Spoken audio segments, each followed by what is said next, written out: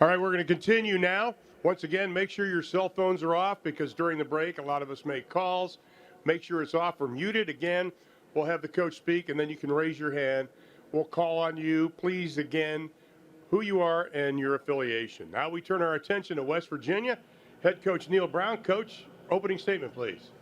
Yeah, good afternoon. Thank you all for being here. Proud to represent West Virginia University in the great state of West Virginia. I want to welcome Commissioner Yermark to the Big 12. It's a crazy time in college football, as everybody in this stadium knows, and feel really confident about the leadership of our conference moving forward. I want to take a quick second and just make a note of who we have here representing our program. Defensive lineman Dante Steele, cornerback Charles Woods. Neat experience from him because this is home for him, so he's able to come home. Offensive lineman Zach Frazier and wide receiver Bryce Ford Wheaton. And then our champion for life is wide receiver Sam James, who's also with us. It's officially football season. We're 50 days away from the backyard brawl, the return of the backyard brawl, 19 days until we have our first practice. It's been a productive offseason. Staff adjustments on offense, highlighted by the addition of offensive coordinator Graham Harrell, has been very beneficial. We remade our roster to mirror the type of football team that we want to be, and that gives us best opportunity to win in this league. We've had 33 additions to our roster since January.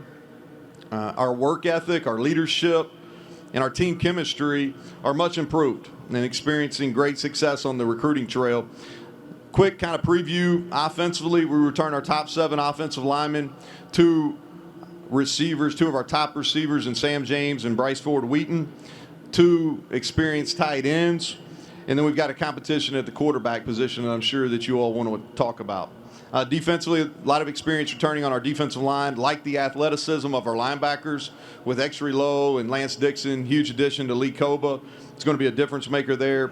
At corner, I like the group we have. Charles Woods, we've had some experience through the transfer portal as well, and experience at safety, And then special teams-wise, return Casey Legg, who's preseason all-conference, add a kickoff specialist that'll compete for our field goal job as well, and Parker Grothaus, and our punting job's open. So play a tough schedule. It's been well documented. 2 non-conference games, 2 rivalry games that are both on the road, 11 Power 5 opponents, and then a great schedule here in the Big 12. And so it's going to be a challenge for us. And with that, I'll take questions. If you have a question, raise your hands. We've got, they're wearing the pink shirts. Let's start right over here to the left, Coach. And once again, stand up, say your name and your affiliation. Hi, Coach. Ian Boyd, Inside Texas. Since you've arrived at West Virginia, you've had tough, hard-nosed defensive teams. Will you be able to maintain that culture after going maybe a little more passing air raid on offense and then losing some of the contributors that you lost on defense through the transfer portal? We think this defensive unit has the opportunity to be the best that we've fielded so far. We're never going to lose what makes West Virginia special, and that's a toughness. We really try to mirror the mindset of our state. And in West Virginia, it's a blue-collar group that goes to work, and it's really proud of their heritage. And that's the same fundamentals that we're trying to look for and trying to put on the field on the defensive side of the ball every Saturday.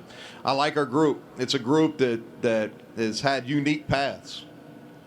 If you look at a guy like Lee Koba, who's came in spring ball, who will be our starting Mike linebacker. Not a traditional path, but here he is, and we think he's got a chance to be one of the better linebackers in our league.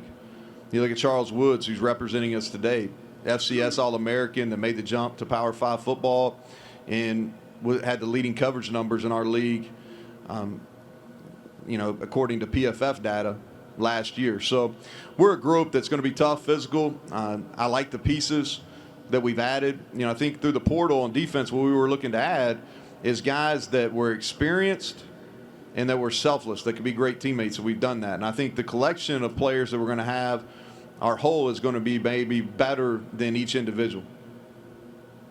Coach, we're going to go over here to the right side, about the 4th row. Hi, Coach. Mason Horodisky with KMAC KLBK in Lubbock. You kind of touched upon new offensive coordinator Graham Harrell right there. Can you just go into more detail about able to bring to the locker room so far? And I guess what's been the biggest improvement you've seen in the offense with Harold? Yeah, I should expect a Lubbock guy to talk about Graham, right? So that's good. Yeah. Now, here's what Graham's brought is he's brought a different energy about him. He's confident without being arrogant. He's extremely humble. It helps that he was a great player in this league. You know, I think that gets the players' attention on your current roster, but also in recruiting. He's had great success at not only USC, but at North Texas as well. He's been able to have success with different types of players in different types of offenses. And so I'm excited what he can bring. He's been a great staff member. And so, you know, I think we're going to see the benefits. In the biggest for me is he's got a great feel on game day. And so that's something that I think is going to be a huge positive, and it'll be not only for our players, but for me, great feel on game day. So I'm looking forward to it. Have a question again, raise your hands. And while we're waiting, Coach, I'll ask you a question. How much can Graham put in so early? I mean, does it have to be incremental, or did he put a lot in the spring? We basically put everything that we have in the spring. And that's kind of, from a schematic standpoint, and part of the reason why I felt like Graham was the best fit for us at West Virginia is schematically, we don't anticipate being a whole lot different. Where we're going to be different is in our preparation, in our practice habits, and in our ability to probably be more prepared going into each and every game. But from a schematic standpoint, everything that we're going to do, we installed in spring ball. We've been repping them all summer, and we'll use the fall camp practice schedule to refine those even more. But what we're going to run, we've had put in. All right, Coach, we'll go right side here, about 3/4 of the way back. Kevin Kinder with the Blue and Gold News. Coach, you've indicated your support for the NIL process and have put a number of different programs in place. Are you concerned at all about the players' time management? I mean, that seems to have the potential to be another big drain on their resources. Kevin, thanks for making the trip. Appreciate that. You know, I think that we live in an era now where there's a lot of pulls on our players' times. And the ability to manage time, not only for the student athletes, for staff, for myself, gets harder and harder. You know, and I'm for name, image, likeness. I think I said this in this exact same chair here a year ago. We've got to figure out some guardrails on it where we can still help student athletes, but it's not necessarily used as an inducement. But that is, you know, a lot of our preparation for our players is about time management, because we feel like the thing that everybody has the same is the same amount of time, and how you manage that is a real differential in the success of each individual. And so with name, image, and likeness, that's been a huge part of what we're doing with the character development piece of our fifth quarter program. Okay, Coach, we'll go left side here, about 4 rows back. Danny Davis, Austin American Statesman. Neal, I don't know how involved you were in these discussions, but can you take us through the resumption of the backyard brawl, and how big is that for the Pitt and West Virginia programs? Well, it's an important rivalry. I wasn't there when the initial contract was signed to play Pitt. Shane Lyons, our athletic director, he asked me about the continuation of the series, which we'll do later in the decade, and I was for it. It's really important for us to play regional rivalries. The backyard brawl be my first opportunity to be a part of it. Our fan base is extremely passionate about that game, and so it's a game that I would be in favor of playing each year. And so I think it's a great kickoff for college football. You know, we're not playing on so-called week 0, but we're the premier Power 5 game versus Power 5 opponent on Thursday night, and our guys are excited. It's been a great carrot for our guys as we've gone through winter, through spring ball, now through summer workouts, to know that, man, we've got not only a game to look forward to, but it's a rivalry game that's going to be in prime time. Coach, on the right side, 6, 7 rows back. Hey, Coach. Ben Hutchins with the Ocali. You have the longest trip out of just about anyone here, and I'm wondering if you see UCF and some of these other longer trips that are going to be added to the Big 12.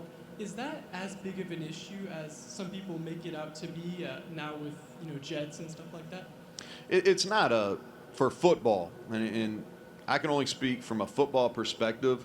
The travel is not that big a deal. You're going to do 4 games, 4 away games, and at least a couple trips to Texas each year. Some years you're going to have 5 away games, but you're talking about the difference between a 2-hour flight and maybe a 2.5-hour flight. And we're going to leave on Friday afternoon, get there Friday evening.